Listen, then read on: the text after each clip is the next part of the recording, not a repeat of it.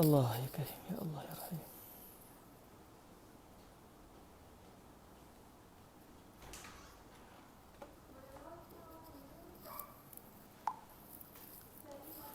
A'udzubillahi minasyaitonirrajim. Bismillahirrahmanirrahim. Assalamualaikum warahmatullahi taala wabarakatuh. Bismillahirrahmanirrahim. Alhamdulillah wassalatu wassalamu ala al-habibil mustafa sayyidina wa maulana Muhammadir Rasulillah wa ala alihi wa itratihi wa ashabihi wa man walah. Asyhadu an la ilaha illallah wahdahu la syarika lah wa asyhadu anna habibana wa sayyidana wa maulana Muhammadan abduhu wa rasuluh.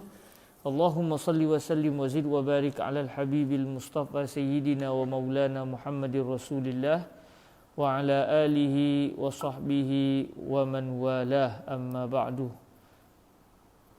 Bersyukur pada Allah Subhanahu Wa Taala, dengan keizinan daripada Allah kita dapat bertemu lagi pada petang ini walaupun terlewat tadi. Kebetulan saya tadi agak keletihan, ada beberapa urusan yang terpaksa diselesaikan. Namun alhamdulillah kita dapat bertemu juga pada petang ini walaupun lewat setengah jam. Apapun, moga-moga majlis ini terus mendapat keberkatan dan mendapat petunjuk daripada Allah Subhanahu Wa Taala. Baik, sebagaimana biasa sebelum kita memulakan kelas, memulakan kepada pembacaan yang dinyatakan oleh Imamul Haramain Al-Juwaini. InsyaAllah kita akan mengulang kembali hafalan matan kita. Moga-moga dengan kita membaca kitab ini sedikit demi sedikit, saya tak langsung kita juga dapat menghafaz satu matan asas bagi ilmu usulul fiqhi, iaitu matnul waraqat, insya-Allah. Sebagaimana biasa kita akan mengulang matan, kita ulang lebih kurang 3 kali, dan kita akan hafal hafalan yang baru sebelum kita masuk kepada huraian, insya-Allah.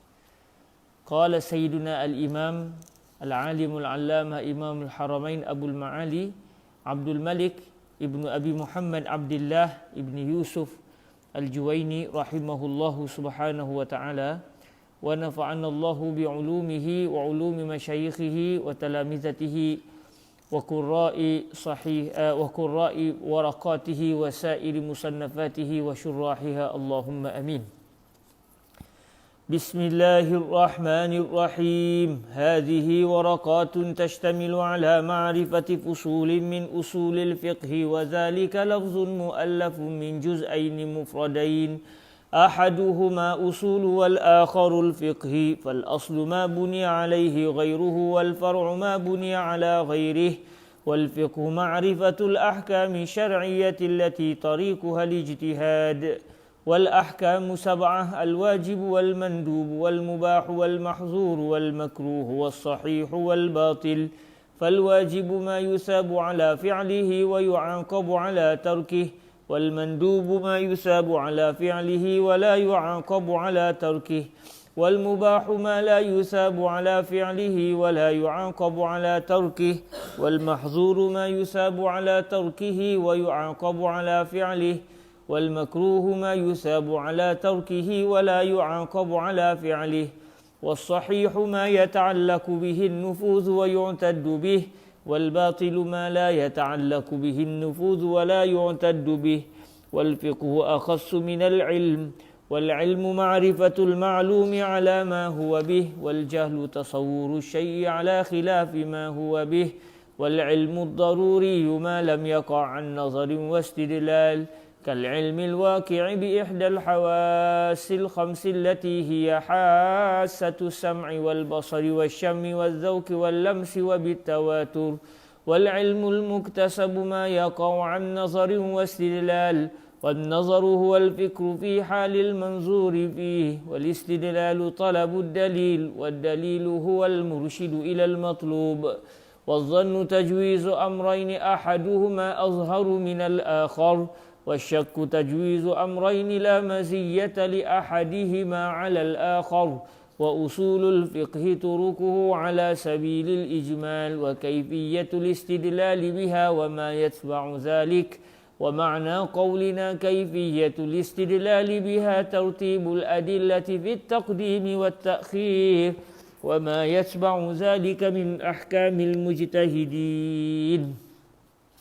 ومن أبواب أصول الفقه أقسام الكلام، والأمر والنهي والعام والخاص والمجمل والمبين والظاهر والمؤول والأفعال والناسخ والمنسوخ والإجماع والأخبار والقياس والحظر والإباحة وترتيب الأدلة وصفة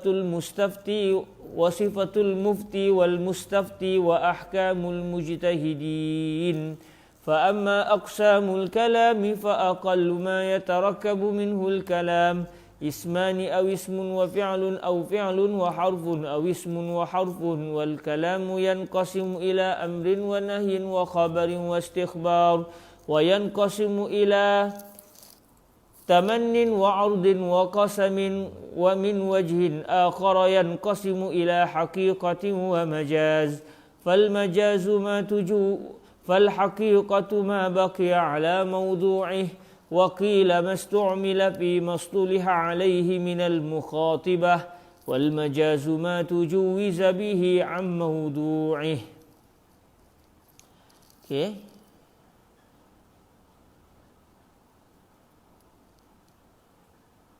Baik, kita ulang sekali lagi. Bismillahirrahmanirrahim. Hadhihi waraqatun tashtamilu ala ma'rifati fusulin min usulil fiqhi. وذلك لفظ مؤلف من جزئين مفردين أحدهما أصول والآخر الفقه. فالأصل ما بني عليه غيره، والفرع ما بني على غيره. والفقه معرفة الأحكام الشرعية التي طريقها الاجتهاد. والأحكام 7: الواجب والمندوب والمباح والمحظور والمكروه والصحيح والباطل.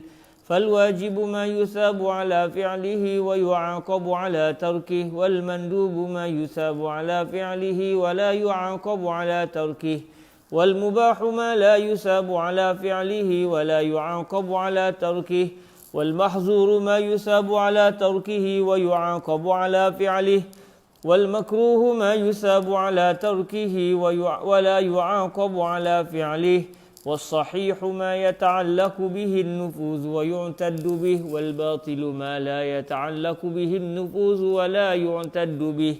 والفقه أخص من العلم، والعلم معرفة المعلوم على ما هو به، والجهل تصور الشيء على خلاف ما هو به. والعلم الضروري ما لم يقع عن نظر واستدلال، كالعلم الواقع بإحدى الحواس الخمس التي هي حاسة السمع والبصر والشم والذوق واللمس وبالتواتر. والعلم المكتسب ما يقع عن نظر واستدلال، والنظر هو الفكر في حال المنظور فيه، والاستدلال طلب الدليل، والدليل هو المرشد إلى المطلوب. والظن تجويز أمرين أحدهما أظهر من الآخر، والشك تجويز أمرين لا مزية لأحدهما على الآخر. وأصول الفقه طرقه على سبيل الإجمال، وكيفية الاستدلال بها وما يتبع ذلك. ومعنى قولنا كيفية الاستدلال بها ترتيب الأدلة في التقديم والتأخير، وما يتبع ذلك من أحكام المجتهدين. ومن أبواب أصول الفقه أقسام الكلام، والأمر والنهي والعام والخاص والمجمل والمبين، والظاهر والمؤول والأفعال، والناسخ والمنسوخ، والإجماع والأخبار والقياس، والحظر والإباحة، وترتيب الأدلة، وصفة المفتي والمستفتي، وأحكام المجتهدين. فأما أقسام الكلام فأقل ما يتركب منه الكلام اسمان أو اسم وفعل أو فعل وحرف أو اسم وحرف. والكلام ينقسم إلى أمر ونهي وخبر واستخبار، وينقسم إلى تمن وعرض وقسم. ومن وجه آخر ينقسم إلى حقيقة ومجاز. فالحقيقة ما بقي على موضوعه، وقيل ما استعمل فيما اصطلح عليه من المخاطبة والمجاز ما تجوز به عن موضوعه. بسم الله الرحمن الرحيم.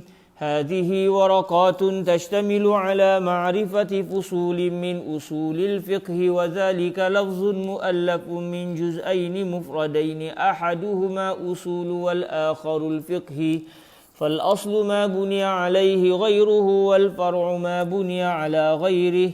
والفقه معرفة الأحكام الشرعية التي طريقها الاجتهاد. والأحكام 7: الواجب والمندوب والمباح والمحظور والمكروه والصحيح والباطل.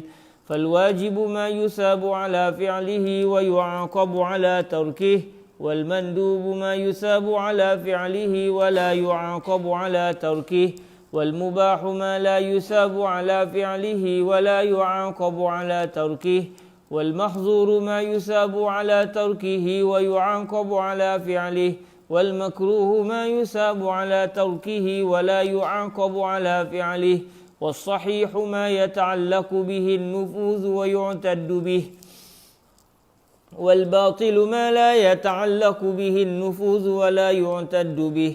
والفقه أخص من العلم، والعلم معرفة المعلوم على ما هو به، والجهل تصور الشيء على خلاف ما هو به.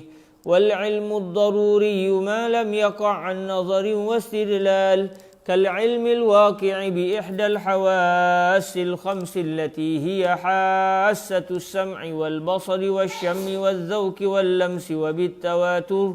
والعلم المكتسب ما يقع عن نظر واستدلال، والنظر هو الفكر في حال المنظور فيه، والاستدلال طلب الدليل، والدليل هو المرشد إلى المطلوب.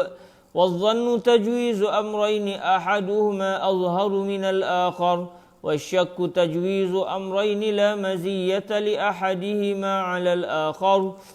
وأصول الفقه طرقه على سبيل الإجمال وكيفية الاستدلال بها وما يتبع ذلك.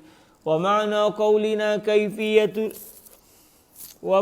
قولنا كيفية الاستدلال بها ترتيب الأدلة في التقديم والتأخير وما يتبع ذلك من أحكام المجتهدين. ومن أبواب أصول الفقه أقسام الكلام، والأمر والنهي والعام والخاص والمجمل والمبين، والظاهر والمؤول والأفعال، والناسخ والمنسوخ، والإجماع والأخبار والقياس، والحظر والإباحة، وترتيب الأدلة، وصفة المفتي والمستفتي، وأحكام المجتهدين. فأما أقسام الكلام فأقل ما يتركب منه الكلام اسمان أو اسم وفعل أو فعل وحرف أو اسم وحرف. والكلام ينقسم إلى أمر وخبر واستخبار، وينقسم إلى تمن وعرض وقسم. ومن وجه آخر ينقسم إلى حقيقة ومجاز، فالحقيقة ما بقي على موضوعه، وقيل ما استعمل فيما اصطلح عليه من المخاطبة، والمجاز ما تجوز به عن موضوعه. Alhamdulillah, kita hafal sikit lagi untuk yang baru untuk hari ini, iaitu bermula daripada ucapan fal haqiqatu imma lughawiyatun wa imma syar'iyyatun wa imma urfiyah. Fal haqiqatu imma lughawiyatun, fal haqiqatu imma lughawiyatun, fal haqiqatu imma lughawiyatun, fal haqiqatu imma lughawiyatun, fal haqiqatu imma lughawiyatun wa imma syar'iyyatun wa imma urfiyah. Fal haqiqatu imma lughawiyatun wa imma syar'iyyatun wa imma urfiyah. Fal haqiqatu imma lughawiyatun wa imma syar'iyyatun wa imma urfiyah. Fal haqiqatu imma lughawiyatun wa imma syar'iyyatun wa imma urfiyah. فالحقيقة إما لغوية وإما شرعية وإما عرفية فالحقيقة إما لغوية وإما شرعية وإما عرفية فالحقيقة إما لغوية وإما شرعية وإما عرفية فالحقيقة إما لغوية وإما شرعية وإما عرفية فالحقيقة إما لغوية وإما شرعية وإما عرفية فالحقيقة إما لغوية وإما شرعية وإما عرفية فالحقيقة إما لغوية وإما شرعية وإما عرفية. Kita ambil daripada atas sikit, iaitu bermula daripada fal haqiqatu ma baqiya. Fal haqiqatu ma baqiya ala mawdu'ih wa qila mastu'mila fi mastuliha alayhi min al mukhatibah wal majazu ma tujawwiza bihi an mawdu'ih. Fal haqiqatu imma lughawiyatun wa imma syar'iyyatun wa imma 'urfiyyah. فالحقيقة ما بقي على موضوعه وقيل ما استعمل في ما اصطلح عليه من المخاطبة والمجاز ما تجوز به عن موضوعه فالحقيقة إما لغوية وإما شرعية وإما عرفية. Seterusnya والمجاز إما أن يكون بزيادة والمجاز إما أن يكون بزيادة والمجاز إما أن يكون بزيادة والمجاز إما أن يكون بزيادة والمجاز إما أن يكون بزيادة والمجاز إما أن يكون بزيادة والمجاز إما أن يكون بزيادة. Kita ambil pada awal.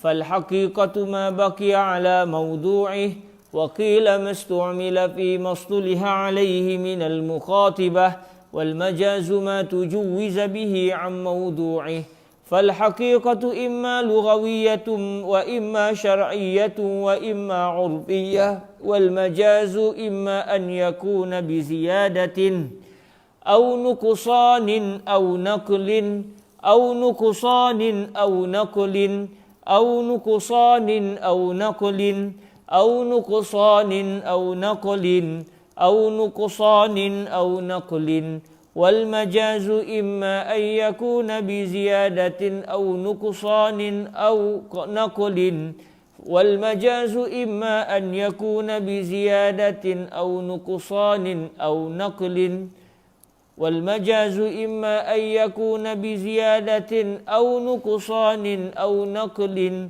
أو استعارة أو استعارة أو استعارة أو استعارة والمجاز إما أن يكون بزيادة أو نقصان أو نقل أو استعارة والمجاز إما أن يكون بزيادة أو نقصان أو نقل أو استعارة والمجاز إما أن يكون بزيادة أو نقصان أو نقل أو استعارة والمجاز إما أن يكون بزيادة أو نقصان أو نقل أو استعارة.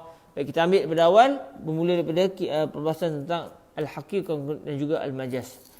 فالمجاز ما بقي على موضوعه وقيل ما استعمل فيما اصطلح عليه من المخاطبة والمجاز ما تجوز به عن موضوعه فالحقيقة إما لغوية وإما شرعية وإما عرفية والمجاز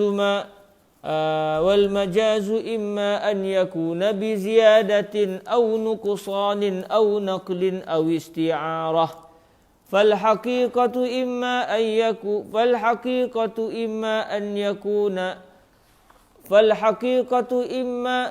لغوية وإما شرعية وإما عرفية والمجاز إما أن يكون بزيادة أو نقصان أو نقل أو استعارة فالحقيقة إما لغوية وإما شرعية وإما عرفية والمجاز إما أن يكون بزيادة أو والمجاز إما أن يكون بزيادة أو نقصان أو نقل أو استعارة فالحقيقة إما لغوية وإما شرعية وإما عرفية والمجاز إما أن يكون بزيادة أو نقصان أو نقل أو استعارة. Alhamdulillah. Okey, kita ambil daripada awal kitab Al-Waraqat sehingga sampai kepada yang kita hafal tadi. Kita hafal, kita ulang banyak kali sampai kita ingat, insya-Allah. Cabaran betul mengajar petang-petang ni, saya pun terasa keletihan itu. Ya Rabbuna qawwina jami'an, amin. Bismillahirrahmanirrahim. هذه ورقات تشتمل على معرفة فصول من أصول الفقه وذلك لفظ مؤلف من جزئين مفردين أحدهما أصول والآخر الفقه فالأصل ما بني عليه غيره والفرع ما بني على غيره والفقه معرفة الأحكام الشرعية التي طريقها الاجتهاد والأحكام 7: الواجب والمندوب والمباح والمحظور والمكروه والصحيح والباطل فالواجب ما يثاب على فعله ويعاقب على تركه والمندوب ما يثاب على فعله ولا يعاقب على تركه والمباح ما لا يثاب على فعله ولا يعاقب على تركه والمحظور ما يثاب على تركه ويعاقب على فعله والمكروه ما يثاب على تركه ولا يعاقب على فعله والصحيح ما يتعلق به النفوذ ويعتد به والباطل ما لا يتعلق به النفوذ ولا يعتد به والفقه أخص من العلم والعلم معرفة المعلوم على ما هو به والجهل تصور الشيء على خلاف ما هو به والعلم الضروري ما لم يقع عن نظر واستدلال كالعلم الواقع بإحدى الحواس الخمس التي هي حاسة السمع والبصر والشم والذم بإحدى الحواس الخمس التي هي حاسة السمع والبصر والشم والذوق واللمس وبالتواتر والعلم المكتسب ما يقع عن نظر واستدلال والنظر هو الفكر في حال المنظور فيه والاستدلال طلب الدليل والدليل هو المرشد إلى المطلوب والظن تجويز أمرين أحدهما أظهر من الآخر والشك تجويز أمرين لا مزية لأحدهما على الآخر وأصول الفقه طرقه على سبيل الإجمال وكيفية الاستدلال بها وما يتبع ذلك ومعنى قولنا كيفية الاستدلال بها ترتيب الأدلة في التقديم والتأخير وما يتبع ذلك من أحكام المجتهدين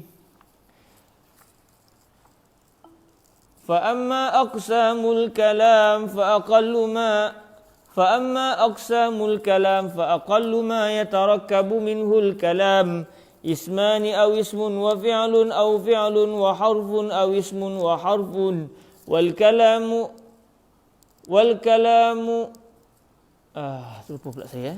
والكلام ينقسم إلى أمر ونهي وخبر واستخبار وينقسم إلى تمن وعرض وقسم ومن وجه آخر ينقسم إلى حقيقة ومجاز فالحقيقة ما بقي على موضوعه وقيل ما استعمل فيما اصطلح عليه من المخاطبة والمجاز ما تجوز به عن موضوعه فالحقيقة إما لغوية وإما شرعية وإما عرفية والمجاز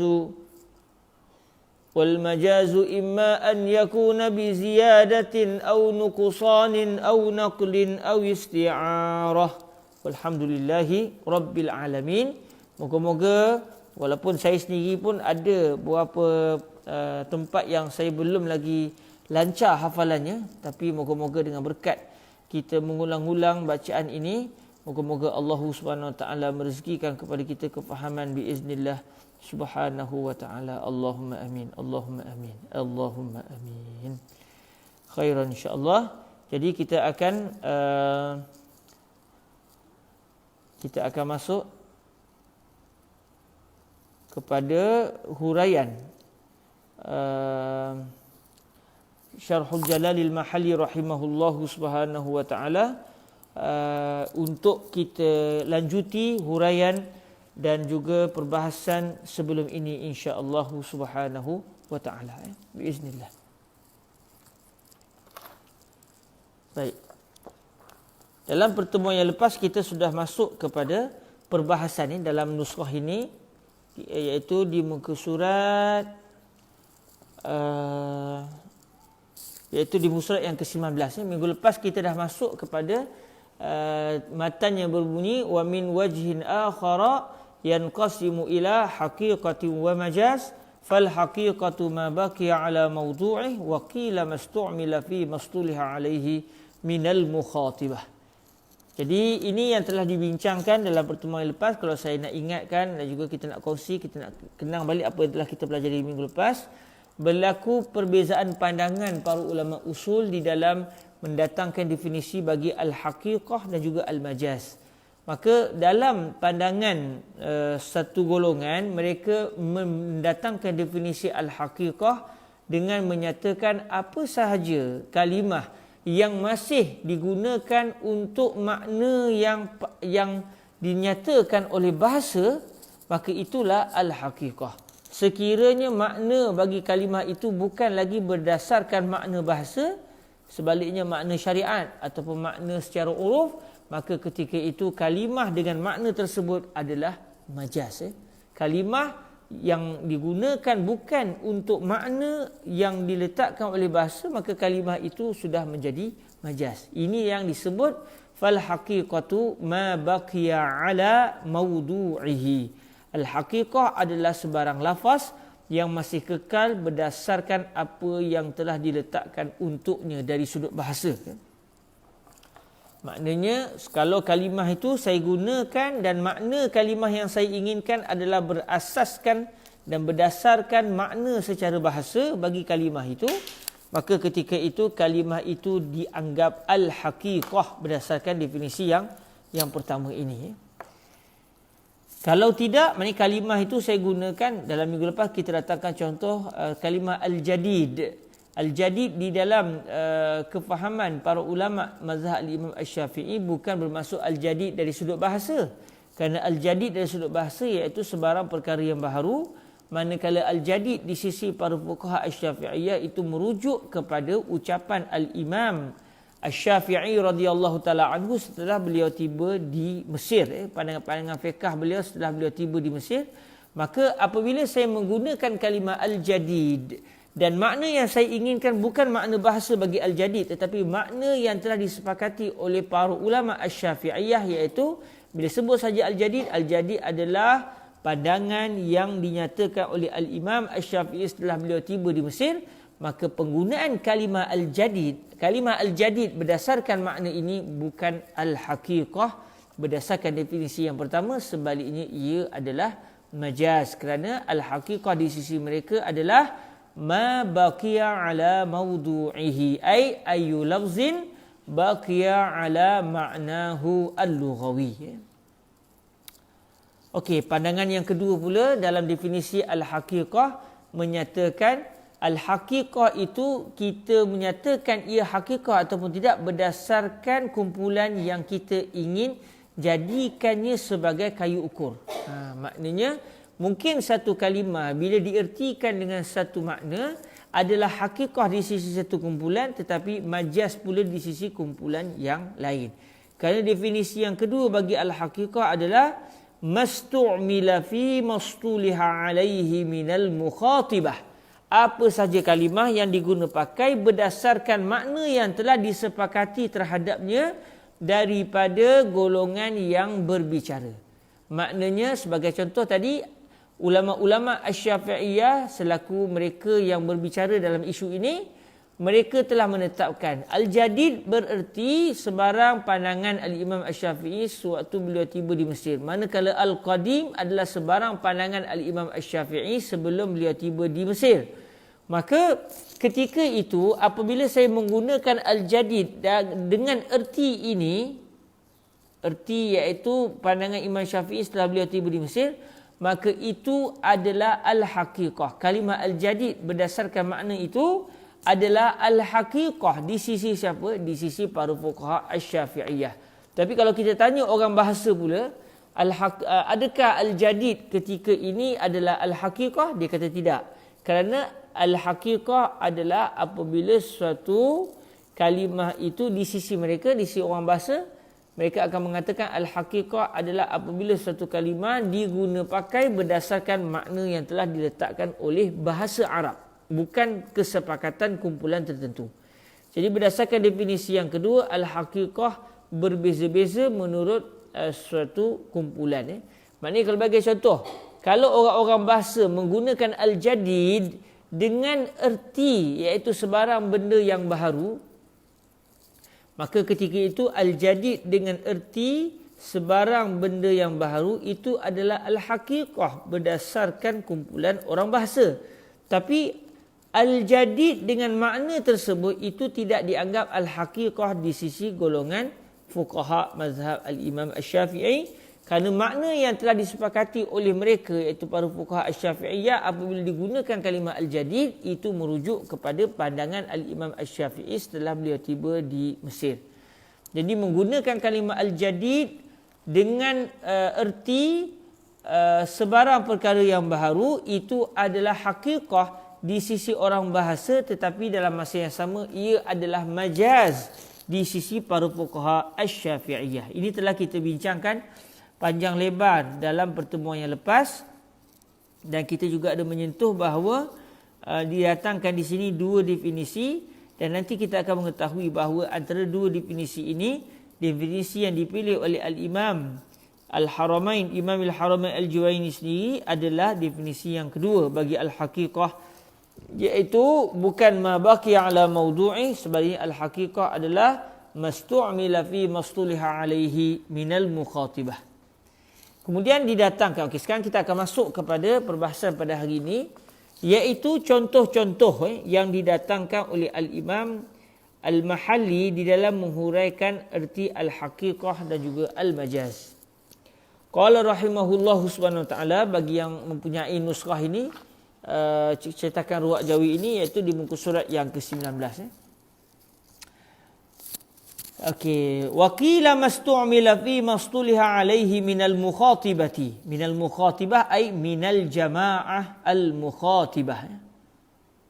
Kalau ikut guru saya Fadilatul Syekh Said bin Syaltuq, beliau kata bukan minal mukhatabah tapi minal mukhatibah. Maksud al-mukhatibah ini iaitu sebarang kumpulan yang saling berbicara. Okey, wa illam yabqa ala mawdu'ihi. Sebarang kalimah yang digunakan berdasarkan makna yang telah disepakati olehnya ke atasnya atau disepakati oleh para kumpulan tertentu, oleh golongan tertentu, itu adalah al-haqiqah berdasarkan kumpulan tersebut, walaupun kalimah itu bercanggah dari sudut makna bahasanya. Contoh macam kalimah al-jadid tadi. Maksudnya kalau ikut orang bahasa, al-jadid bukan merujuk kepada pandangan Imam Asy-Syafi'i. Al-jadid apa saja benda yang baru.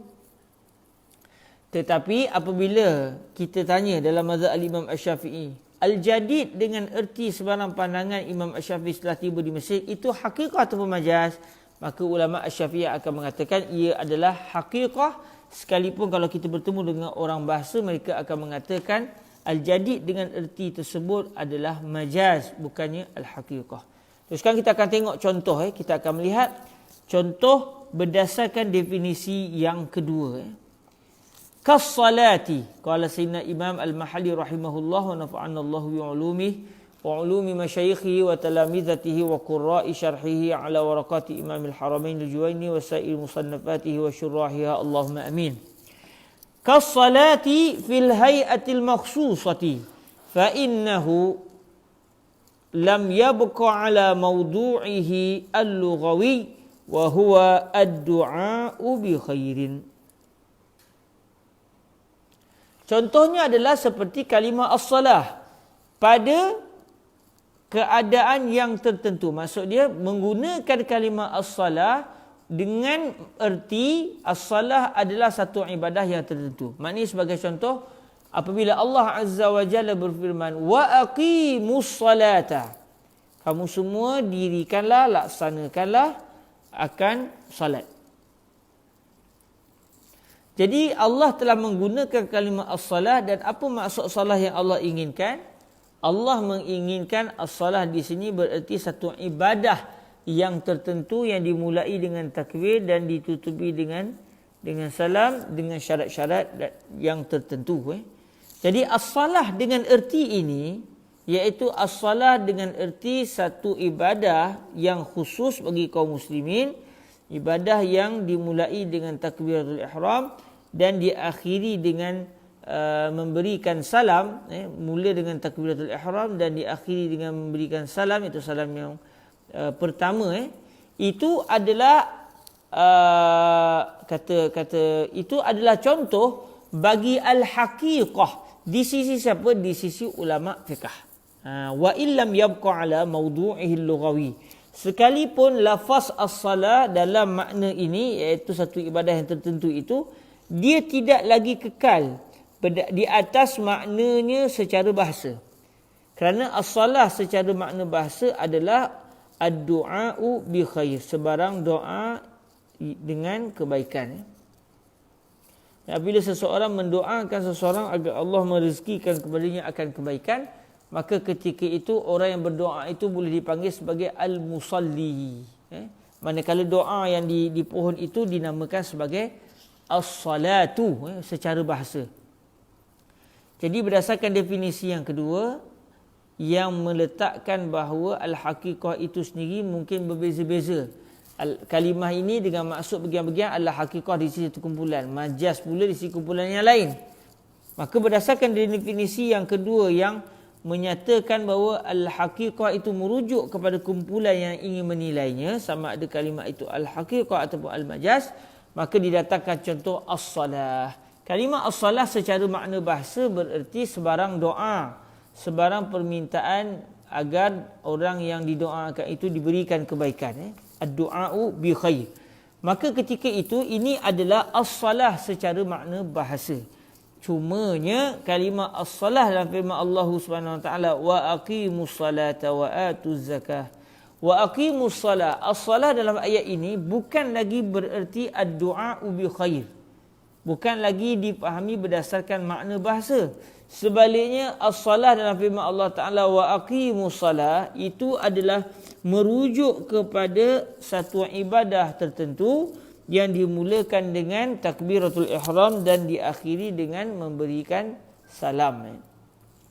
Jadi ketika ini as-salah dengan erti ibadah yang khusus itu, ia adalah al-haqiqah di sisi para ulama fiqh. Tetapi dalam masa yang sama, as-salah dengan erti ibadah yang tertentu itu adalah dianggap majaz di sisi orang bahasa. Kerana orang bahasa menyatakan as-salah secara awalan bahasa Arab itu, secara penggunaan asal dalam bahasa Arab itu bukan merujuk kepada ibadah yang kita faham. Sebaliknya as-salah yang ada dalam ucapan orang-orang Arab jahiliyah sebelum kedatangan Rasulullah itu merujuk kepada ad-du'a'u bi khair. Ad-du'a'u bi khair. Jadi siapa saja yang meminta dengan kebaikan, minta supaya Allah bagikan kepada seseorang akan kebaikan, dia dianggap sebagai al-musalli, orang yang melakukan solat. Jadi kalau tanya kepada orang bahasa, as-salah dengan maksud ibadah tertentu itu hakikat ataupun majaz, dia akan kata majaz. Sebab as-salah di sisi orang bahasa bukan ibadah tertentu, tetapi apa saja doa. Manakala kalau ditanya kepada orang fiqh pula, as-salah dengan erti ibadah tertentu, adakah kalimah as-salah ketika ini adalah al-haqiqah ataupun al-majaz? Kata ulama-ulama fiqh, itu adalah al-haqiqah. Contoh yang seterusnya, wadabbati lizatil arba'i kal himari fa innahu lam yabqa ala mawdu'ihi wa huwa kullu ma yadibbu 'alal ard. Contoh yang kedua yang menunjukkan berlaku perbezaan di antara penggunaan uruf dengan bahasa. Kalau di atas tentang as-salah itu menunjukkan berlaku perbezaan di antara bahasa Arab dengan hukum ataupun dengan syariat. Bahasa syariat dengan bahasa Arab itu sendiri. Orang Arab bila sebut as-salah dia takkan faham dengan ibadah yang kita faham pada hari ini. Ni kalau kita hidup pada zaman sebelum kedatangan Rasulullah, bila digunakan kalimah as-salah itu menunjukkan as-salah yang diinginkan adalah sebarang doa, sebarang doa yang baik. Jadi orang Arab sebelum kedatangan Rasulullah bila sebut kalimah as-salah mereka inginkan sebarang doa yang baik-baik. Maka as-salah adalah contoh pertembungan di antara hakikah dari sudut syariat dan majaz ataupun makna as-salah dari sudut syariat dengan makna salat dari sudut bahasa. Jadi berlaku pertembungan. Jadi mana satu al-hakikah, mana satu al-majaz, kita tanya balik. Kamu mengikut definisi yang pertama atau definisi yang kedua bagi al-hakikah? Kalau kamu berpegang dengan definisi yang pertama bagi al-hakikah, bagi kamu al-hakikah adalah ma baqiya ala maudu'i, sebarang kalimah yang masih kekal berdasarkan makna bahasa, maka menggunakan kalimah as-salah dengan erti doa itu adalah al-hakikah. Manakala menggunakan kalimah as-salah dengan erti ibadah tertentu itu adalah majaz. Itu kalau kita fahami mana satu al-hakikah dan juga mana satu al-majaz berdasarkan definisi yang pertama. Tapi kalau kita tengok definisi yang kedua, yang lebih luas, yang menyatakan sesuatu kalimah itu mungkin jadi al-hakikah, mungkin jadi majaz dengan dalam masa yang sama. Kerana apa? Kadang-kadang kereta itu, bagi contoh, maafkan saya bukan kereta, solah tadi contoh, kita maafkan saya, solah tadi sebagai contoh, kalau ditimbang, solah itu sendiri sebagai contoh, kalau ditimbang secara, kalau kita ikut definisi yang kedua, mastu'mila fi mastuliha alaihi minal mukhatibah, as-salah itu sendiri kalau ditimbang atau diamati oleh orang syariat, mereka akan mengatakan as-salah dengan erti ibadah tertentu itu adalah al-hakikah. Tapi kalau ditimbang as-salah dengan erti tersebut oleh orang-orang bahasa, mereka akan mengatakan as-salah dengan erti ibadah yang khusus itu bukan lagi al-hakikah, tapi itu adalah al-majaz. Jadi kalau contoh as-salah itu dia nak bawa pertembungan di antara makna bahasa dengan makna syariat. Tapi kalau adabah, contoh yang kedua, adabah itu adalah pertembungan dari sudut makna bahasa dengan makna uruf. Okey, kita tengok kenapa. Contoh disebut sini wadabbah li zatil arba'. Contoh kalimah adabah untuk yang memiliki 4 kaki. Apabila digunakan kalimah adabah, apabila ia digunakan, kalimah ini digunakan dengan erti adabah adalah segala binatang yang berkaki 4 seperti himar, seperti keldai contohnya. Itu adalah al-hakikah dari sudut uruf. Al-hakikah dari sudut uruf. Itu kalau kita lihat dari kacamata uruf, adat budaya setempat, maka orang Arab apabila guna kalimah adabah, secara uruf mereka pada hari ini, adabah itu merujuk kepada binatang yang berkaki 4 sahaja. Sekalipun makna adabah dengan erti binatang berkaki 4 sahaja ini sebenarnya berbeza dengan makna adabah dari sudut bahasa. Kerana dari sudut bahasa, adabah adalah apa sahaja yang bergerak di atas muka bumi. Tak kira apa binatang sekalipun. Ular, lipan, semut, kalajengking, harimau, singa, apa sahaja yang bergerak di atas muka bumi, termasuk kita sendiri selaku manusia, kesemua ini dinamakan dabbah dari sudut bahasa. Dari sudut bahasa dia dinamakan sebagai adabah. Jadi cuma walaupun asal bahasa adabah itu merujuk kepada segala yang melata, yang bergerak di atas muka bumi, tetapi akhirnya kalimah bahasa ini tidak digunakan oleh orang Arab sendiri. Mereka akhirnya telah bersetuju untuk menyatakan bahawa adabah itu hanya merujuk kepada binatang yang berkaki empat. Adapun binatang yang tidak berkaki empat seperti ular, seperti kalajengking dan sebagainya, maka itu tidak dinamakan adabah dari sudut uruf, walaupun secara bahasanya itu adalah adabah. Jadi kalau orang tanya kita, kalimah adabah dengan erti binatang yang berkaki empat sahaja, itu hakikah ataupun majaz? Maka kita tanya balik, kamu inginkan penjelasan mengenai al-haqiqah ataupun al-majaz berdasarkan definisi yang pertama, yang menyatakan ma baqiya ala maudu'i, sebarang kalimah yang masih kekal berdasarkan makna bahasa, atau yang kamu maksudkan dengan al-haqiqah adalah definisi yang kedua, mastu'mila fi mastuliha alaihi minal mukhatibah, apa saja kalimah yang telah yang digunakan berdasarkan makna yang telah disepakati ke atasnya oleh kumpulan yang berbicara. Kamu inginkan makna yang mana satu? Makna yang pertama atau yang kedua? Kalau kita inginkan makna yang pertama bagi al-haqiqah, maka apabila digunakan sahaja sebarang kalimah bukan berdasarkan makna bahasa, itu adalah majaz. Kerana al-haqiqah hanyalah apabila suatu kalimah digunakan berdasarkan makna bahasa. Ini berdasarkan definisi yang pertama.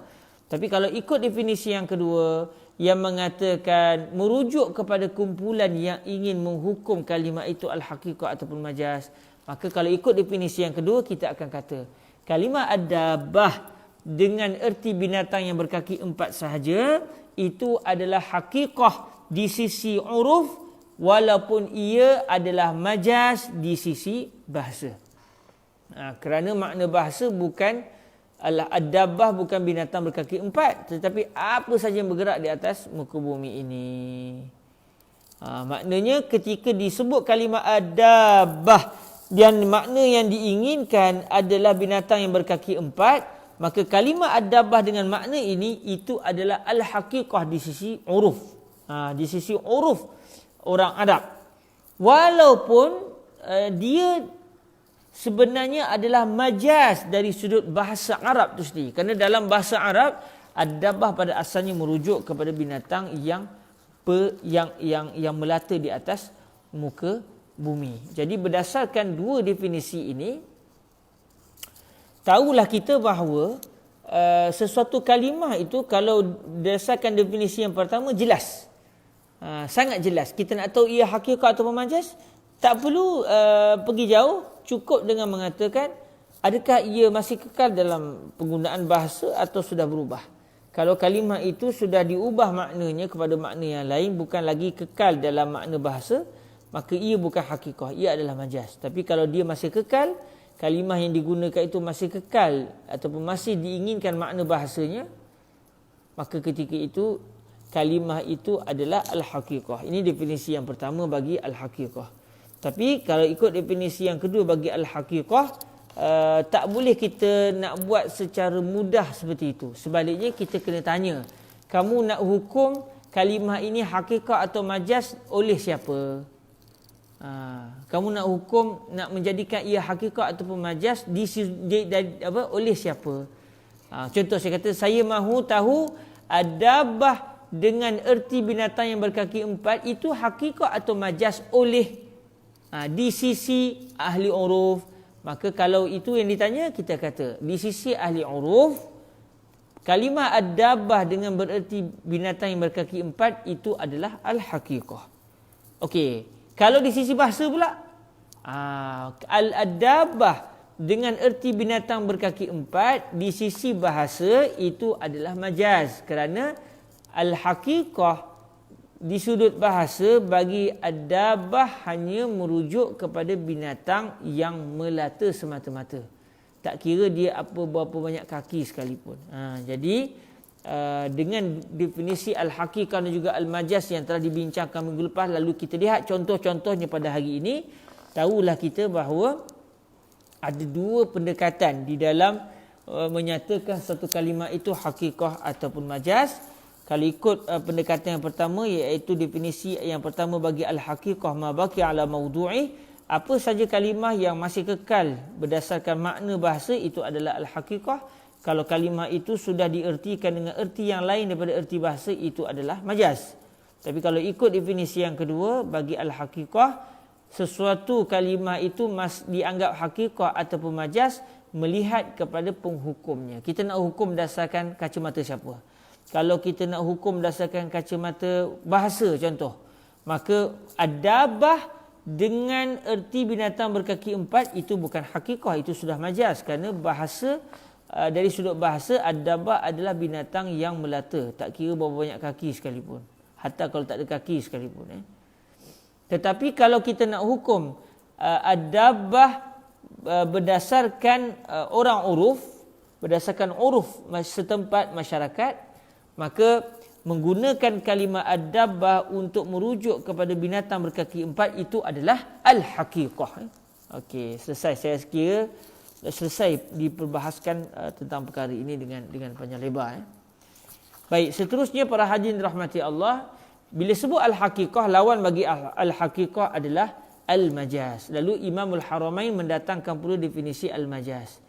Kalau al-haqiqah berdasarkan definisi yang pertama, ma baqiya ala mawdu'ih, maka al-majaz berdasarkan definisi yang pertama adalah ma tujuwiza ay tu'uddiya bihi an mawdu'ihi. Al-majaz berdasarkan definisi yang pertama bagi al-haqiqah, iaitu kalau ikut definisi pertama bagi al-haqiqah dia ma baqiya ala mawdu'ih. Maka berdasarkan definisi ini, majaz pula adalah ma tujuwiza bihi an mawdu'ihi. Apa sahaja kalimah, ma di sini ayyu lafzin, apa sahaja kalimah tujuwiza. Maksud tujuwiza apa dia? Ai tu'uddiya, yang sudah dipindahkan. Apa sahaja kalimah yang sudah dipindahkan dengannya daripada maudhu'nya, iaitu daripada makna bahasanya. Jadi al-majaz adalah apa saja kalimah yang digunakan bukan lagi berdasarkan makna bahasa tapi dipindahkan kepada makna yang lain. Ini adalah definisi al-majaz yang bersesuaian dengan ta'arif al-haqiqah berdasarkan pengertian yang pertama. Jadi kalau ikut pengertian pertama bagi al-haqiqah, apa saja yang masih kekal berdasarkan makna bahasa, maka al-majaz pula adalah apa saja yang sudah berpindah kepada makna yang selain daripada makna bahasa. Sebab tu kata al-Imam al-Mahalli, hadza 'ala al-ma'na al-awwali lil haqiqah. Definisi al-majaz yang didatangkan oleh Imam Al-Haramain ini adalah definisi yang berasaskan makna pertama bagi al-haqiqah. Apa makna pertama bagi al-haqiqah? Ma baqiya ala mawdu'ihi. Wa 'ala tsani ay wa 'ala al-ma'na tsani lil haqiqah.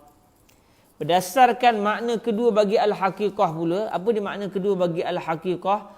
Mastu'mila fi mastuliha alaihi minal mukhatibah.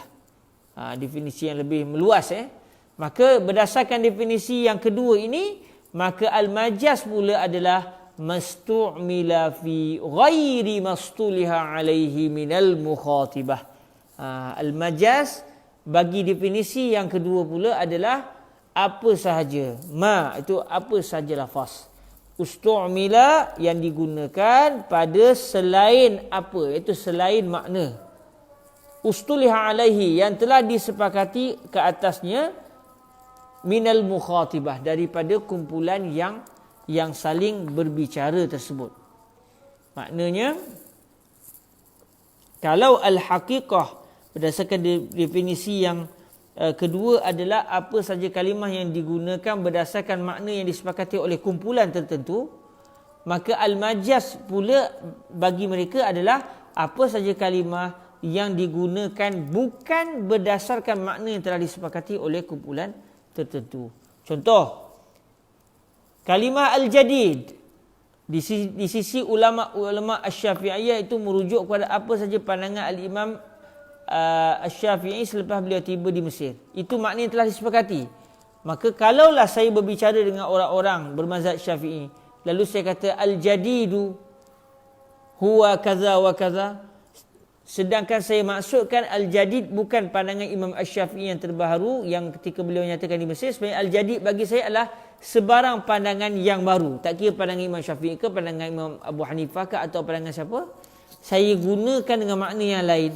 Maka ketika itu al-jadid dengan makna yang lain ini bukan al-haqiqah di sisi orang-orang mazhab al-Imam Asy-Syafi'i. Sebaliknya itu adalah majaz. Menggunakan kalimah bukan berdasarkan makna yang telah disepakati oleh kumpulan tertentu, maka kalimah itu di sisi kumpulan itu adalah majaz. Tapi kalau kita gunakan kalimah itu berdasarkan makna yang disepakati oleh kumpulan itu, maka kalimah dengan makna tersebut di sisi kumpulan itu adalah haqiqah. Jadi kalau al-majaz apabila ia tidak kena dengan makna yang telah disepakati oleh kumpulan tertentu. Ini bermakna definisi al-majaz berdasarkan makna pertama atau makna kedua, dia ada berkait dengan definisi al-haqiqah berdasarkan makna pertama ataupun kedua. Di sisi definisi yang kedua yang menyatakan al-haqiqah ma baqiya mastu'mila fi mastulih alaihi minal mukhatibah, maka al-majaz adalah mastu'mila fi ghairi mastulih alaihi minal mukhatibah. Maka berdasarkan definisi yang kedua ini, sesuatu kalimah yang digunakan untuk makna tertentu, dia dalam masa yang sama boleh jadi haqiqah dan dalam masa yang sama boleh jadi majaz. Kenapa jadi begitu? Kerana kalau dilihat oleh kumpulan tertentu, maka dia akan mengatakan ini haqiqah. Tapi kalau dilihat oleh kumpulan yang lain, kalimah dengan makna tersebut adalah majaz di sisi kumpulan yang kedua. Contoh macam kalimah as-salah. Digunakan kalimah as-salah dengan erti doa. Hayya nusalli ya jamaah. Contoh saya kata, ya jamaah hayya nusalli. Hayya nusalli narfa aidina. Mari kita sembahyang, kita angkat tangan kita. Orang betul. Oh, dia menggunakan kalimah as-salah bukan bermaksud angkat takbir, rokok, sujud. Tapi dia gunakan kalimah as-salah dengan maksud berdoa dengan yang baik-baik. Maka kalau kalimah as-salah dengan maksud doa, kalau tanya pada orang bahasa haqiqah atau majaz, dia kata haqiqah. Saya tanya pada orang fiqh pula, kalimah as-salah dengan maksud doa haqiqah atau majaz, maka orang-orang fiqh akan mengatakan itu adalah majaz. Kenapa? Kerana kalimah itu telah digunakan bukan berdasarkan makna yang telah disepakati oleh orang fiqh. Jadi kalimah as-salah dengan maksud doa, dia adalah haqiqah, dalam masa yang sama dia juga adalah majaz. Dia haqiqah di sisi siapa? Di sisi orang bahasa. Kerana makna bahasa bagi as-salah adalah ad-du'a bi khair, doa dengan yang baik-baik. Tetapi as-salah di sisi ulama fiqh pula bukan bermaksud doa yang baik-baik, tetapi merujuk kepada satu ibadah tertentu yang dimulai dengan takbiratul ihram dan diakhiri dengan salam. Jadi satu kalimah boleh jadi haqiqah, boleh jadi majaz dalam masa yang sama berdasarkan definisi yang pertama berdasarkan definisi yang kedua bagi al-haqiqah dan juga definisi yang kedua bagi al-majaz. Tapi kalau ikut definisi yang pertama bagi al-haqiqah dan juga definisi yang pertama bagi al-majaz, maka sesuatu kalimah itu tak ada istilah dia haqiqah dalam masa yang sama dia juga majaz. Tidak, dia adalah haqiqah sahaja atau majaz sahaja. Bila dia jadi al-haqiqah? Kalau kalimah itu digunakan berdasarkan makna bahasa. Bila dia akan jadi majaz semata-mata? Apabila kalimah itu digunakan bukan berdasarkan makna bahasa. Ini jadi di sini ada perbezaan sedikit lah. Maksudnya bila kita jumpa kalimah al-haqiqah dan juga al-majaz, kita kena perhati sikit. Adakah al-haqiqah yang dimaksudkan oleh penulis tertentu itu al-haqiqah dengan makna yang pertama atau berdasarkan makna yang kedua. InsyaAllah dalam pertemuan yang akan datang, kita akan masuk pula kepada al-haqiqah terbahagi kepada tiga, iaitu haqiqah dari sudut bahasa, haqiqah dari sudut syariat dan juga haqiqah dari sudut uruf. Dan nanti kita akan meneliti ucapan al-Imam al-Haramain al-Juwaini yang akan datang, yang ucapan yang akan datang ini membuktikan bahawa di sisi Imam al-Haramain al-Juwaini, definisi yang paling kuat bagi al-haqiqah dan juga al-majaz adalah definisi yang kedua, bukan definisi yang pertama. Nanti kita akan bicarakan secara panjang lebar dalam pertemuan yang akan datang insya-Allah. Saya rasa itu saja yang dapat saya berkongsi dengan tuan-tuan pada petang yang berbahagia ini. Semoga apa yang kita bicarakan ini bermanfaat di dalam usaha kita untuk mendalami ilmu usulul fiqh. Walaupun kita tak dapat nak duduk dalam satu majlis, moga-moga tak dapat semua tidak ditinggalkan semua, dan moga-moga pembacaan kitab ini sedikit sebanyak memberikan kebaikan kepada kita di dalam mengenal selok-belok asas di dalam ilmu usul fiqh. Terima kasih kepada semua. Jazakumullahu khairah. Nampaknya tak ada sebarang soalan. Kita tangguhkan majlis kita dengan salawat ke hadrat baginda Nabi Muhammad sallallahu alaihi wa alihi wasallam.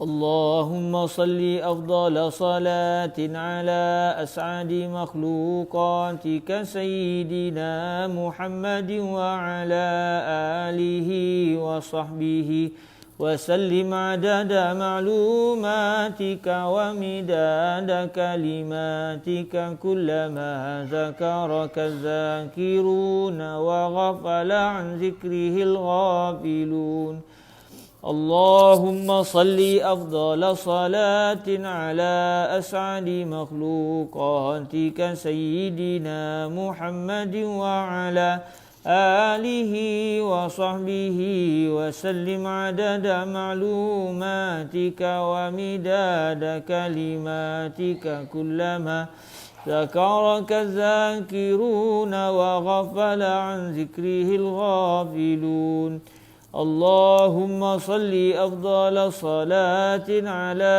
أسعد مخلوقاتك سيدنا محمد وعلى آله وصحبه وسلم عدد معلوماتك ومداد كلماتك كلما ذكرك الذاكرون وغفل عن ذكره الغافلون وسلم رضي الله تبارك وتعالى عن ساداتنا أصحاب رسول الله أجمعين وحسبنا الله ونعم الوكيل ولا حول ولا قوة إلا بالله العلي العظيم سبحانك اللهم وبحمدك أشهد أن لا إله إلا أنت أستغفرك وأتوب إليك بسم الله الرحمن الرحيم والعصر إن الإنسان لفي خسر إلا الذين آمنوا وعملوا الصالحات وتواصوا بالحق وتواصوا بالصبر جزاكم الله خيرا السلام عليكم ورحمة الله وبركاته